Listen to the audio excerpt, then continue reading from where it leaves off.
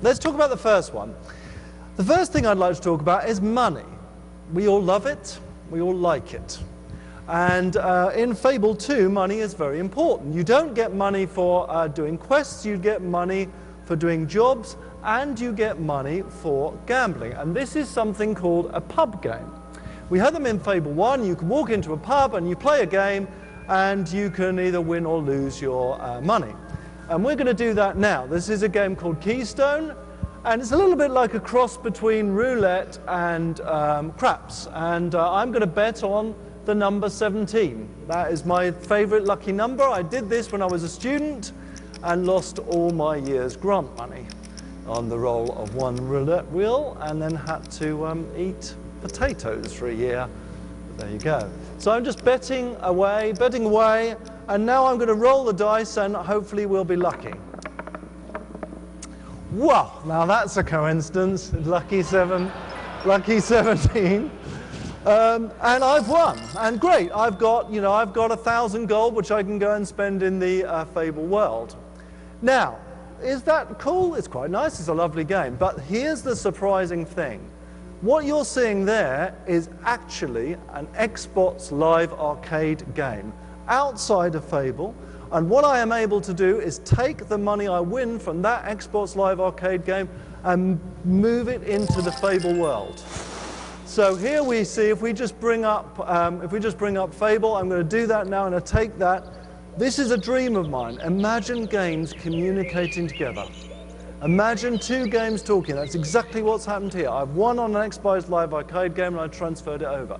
We are going to be releasing this Xbox Live Arcade game a few weeks before the launch of Fable 2. So you can go and you can save up some money and you can gamble, and that's when you get your Fable 2 copy. You can already be rich before you start playing the game. That's pretty cool. So here I am in the world, and here's my gold that comes in. That's cool. I now can go and buy stuff. Maybe I can buy stuff from this trader guy. I could buy swords and clothes and whatever, but really what I'm going to do is I want to show you something else. Now before I do, let me just point out that I am a woman. That isn't a confession. It just so happens that I chose at the start of Fable 2 to play a woman, which is nice. I've found lots of discoveries because you can chat people up, and I've been, it's a real journey for me now. Not only is it a journey because I've been a woman, but in Fable, of course, you can get married and you can have babies. So I have been pregnant. There is no labour minigame, but I was tempted to put one in, I can tell you. Anyway, so transferring that money from an outside game, from an Xbox Live Arcade game to Fable is great. That's fantastic. That's one feature. Now, the next feature I'm going to show off, I need some help. And so I'd like to bring on stage a colleague of mine, Josh Atkins, who's helping with the combat on Fable 2. This is Josh. Big round of applause for Josh. Thank you very much.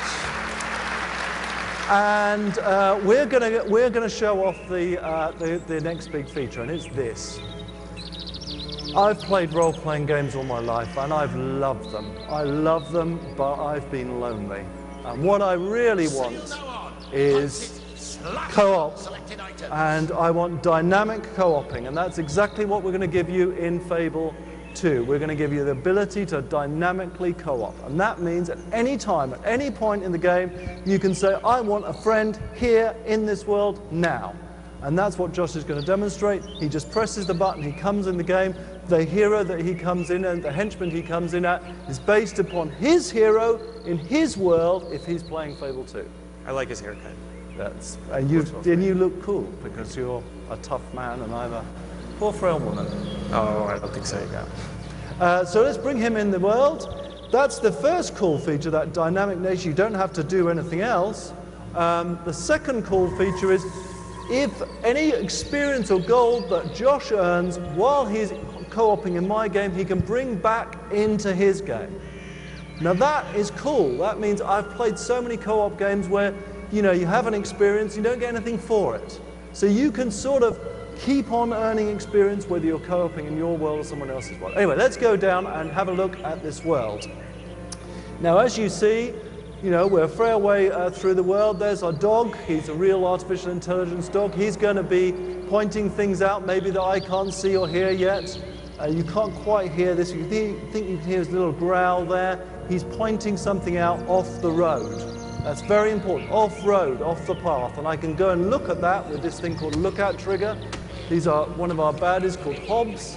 They're cute. I like killing them. They're nice to kill. So that is cool, that really clear vision of what the world is going to be with those lookout triggers. Now let's go and have a look at combat in a little bit more detail. Combat is a big thing. We wanted to create a combat system that was cool enough that anybody could fight. Anybody, whether they'd used a combat game before or not, but that was accessible enough and deep enough that any gamer, and I can promise you this, the gaming combat in this world is going to be amazing. What you're seeing here is me pressing one button for swords, another button for guns, switching dynamically between swords and guns. And what I am going to be showing soon is what it's like to switch between swords, guns, and magic. All of this works within something called a crescendo combat system, all working under simulation, all working under AI. And I'm really, really pleased with the results. It really is a completely different experience to anything that you've experienced before. Now, I've just got to kill off you. Oh, you got the last one. You got it. In practice, he's been getting the last ones. Yeah. Anyway, enough of death and mayhem. Let's go and meet my family. Down here, I've got a little farmhouse which I bought with my money, and I moved my family into it. We've been married for 5 years, and we had a baby. That means I was pregnant, as I said. We had a baby, and I haven't been back home for about 6 months now. So let's go and see what the reception's like. You should see, there's my son. Mom, I thought you'd never come back. Don't ever leave us all alone again. Well, I'm going to be an adventurer when I grow up. It's kind of like a trip away to GDC. That's all working under simulation. All of this is complete simulation here. Now let's meet my husband.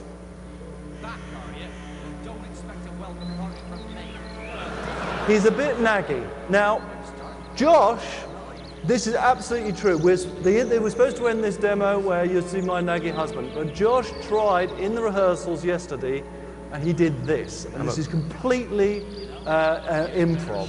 Go on then, bad man. He shot my husband.